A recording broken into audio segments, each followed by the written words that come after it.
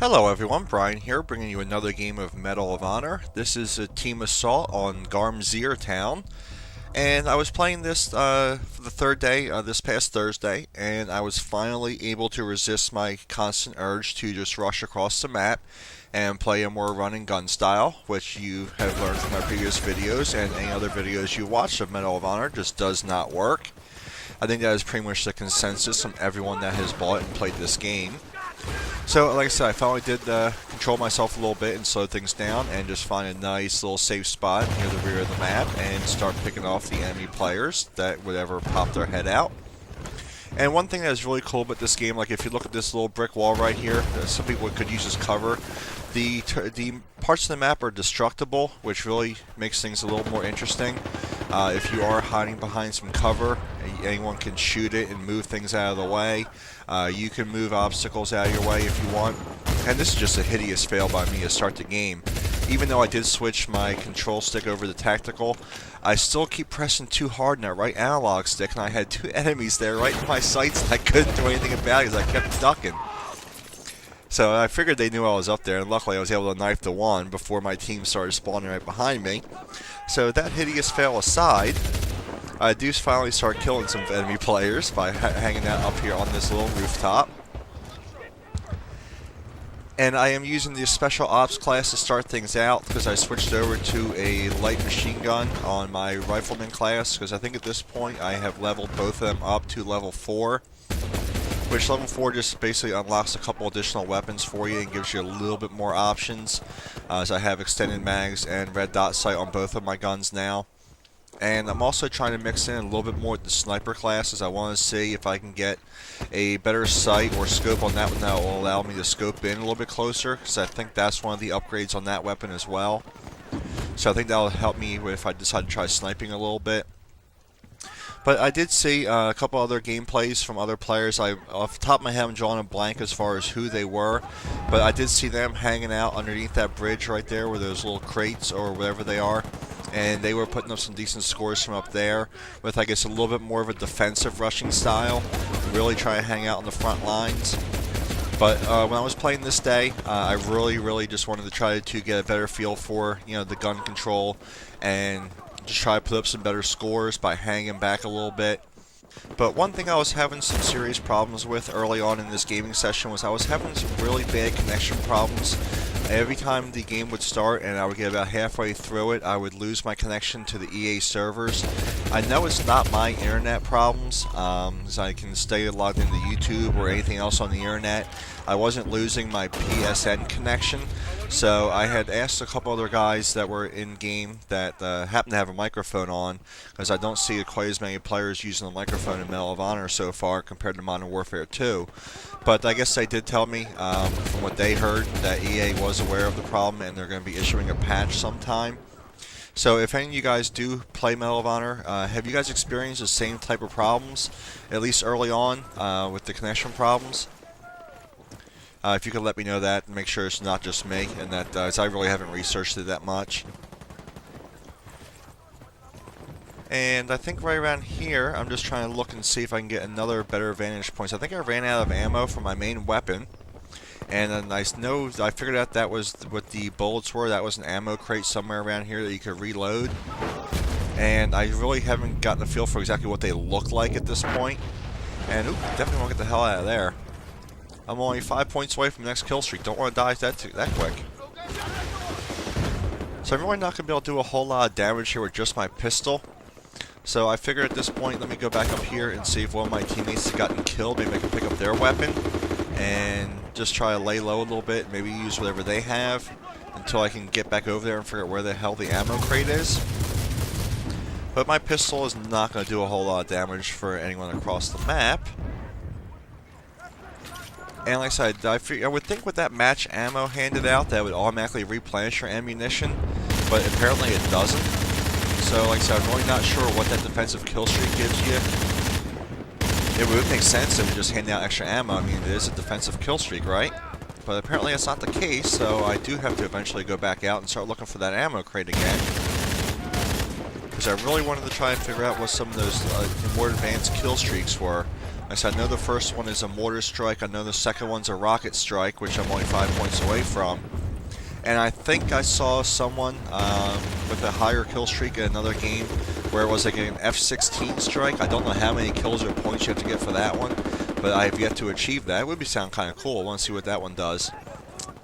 And it looks like now I finally found the ammo crate. I guess that's what that little thing looks like. I really wish they put it on the back of the building maybe so you can get some cover when you're getting it. But I guess EA doesn't want to make it too easy for you to replenish your ammunition, since there's no scavenger packs or anything else you can pick up in this game. So now let's go back up here to our little perch and see if we can get one more kill or a kill assist or something to get me 5 more points. I mean, like I said, look at this map design. I mean, you can see all the way across the map. So, rushing is really not necessary in this game, because, I mean, in Modern Warfare 2, there would be 1 or 2 sniper spots where people could hang out. But, I mean, here, every rooftop gives you a perfect vantage point to every place else on the map. So, I mean, I guess I give them points for being ultra-realistic in that respect. But it definitely makes the gameplay, as far as, I mean, playing it's still fun. But as far as trying to do videos for you guys and do commentaries, I mean, the gameplay definitely is not as exciting, I guess, as it would be, rushing around in Modern Warfare 2. See, that's right there what I'm talking about with the, damageable environment. I mean, I was sitting behind those pallets and a sniper bullet blew them all to hell and then shot me right behind it. So, I mean, that's kind of cool. I think you should have destructible environments because, I mean, that is very realistic. It's not often you can fire an RPG at a barrel or something else where it'll still be intact, like in MW2. I mean, you launch something here, I mean, that wall or whatever that you're hiding behind is gone.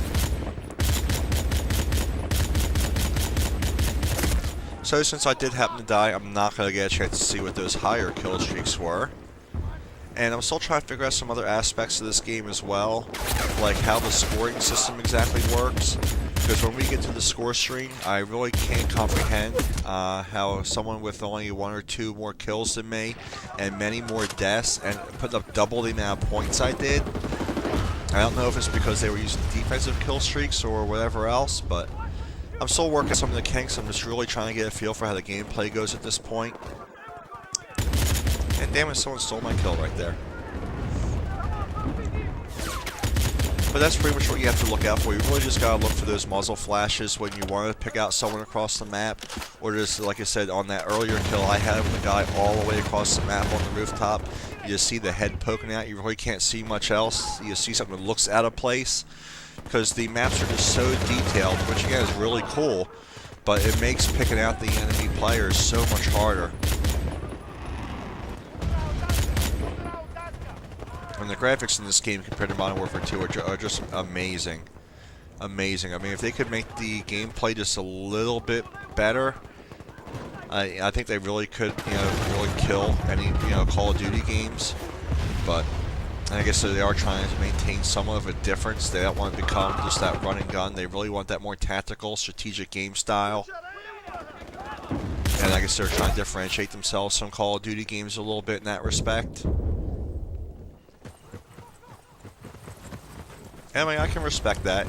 I mean, Call of Duty, Modern Warfare 2 is incredibly easy. Anyone can just plug it in and pretty much start doing it all right from the start by running, gunning, and, and taking advantage of, or I should say exploiting some of the designs and perks and weapons in that game, which you really can't do here because there's no perks of any type, and, getting killed is much easier. And there's really no exploits that I've seen so far in this game. It is much, much more realistic than Call of Duty ever would probably want to be. Because, I mean, this game really isn't going to appeal to, some of the other players, younger or older, that really just want to run and gun and fire RPGs everywhere and start spamming grenades all over the place. You really can't do that kind of stuff. Which, if you get a feel for this, I guess it's going to make this game more enjoyable. Because I did try playing a little bit of Modern Warfare 2 yesterday, with trying to hunt down some boosters and whatnot, and I really wasn't finding too many. So I did hop into a couple other games, and I mean, Ground War again was just such a huge disappointment. I just turned it off after a while. But with some of the between the Flyers game and Phillies game coming on, I really wasn't going to bother playing much anyhow. But my team does lose the game. It looks like we already lost by 4 kills, and the team support actions were pretty evenly matched. So it was a really close game. And now we have our quick loading screen, which takes us to our final score. And I want to say in this game I finished up 12-3 with 160 points. Now the person above me was 10-4 and had more points than me, and the people above that only had a couple more kills, and they had a lot more points, so I just don't quite understand that. So until next time, guys, I hope you really enjoyed the video. I will see you soon, and I hope you have a good one.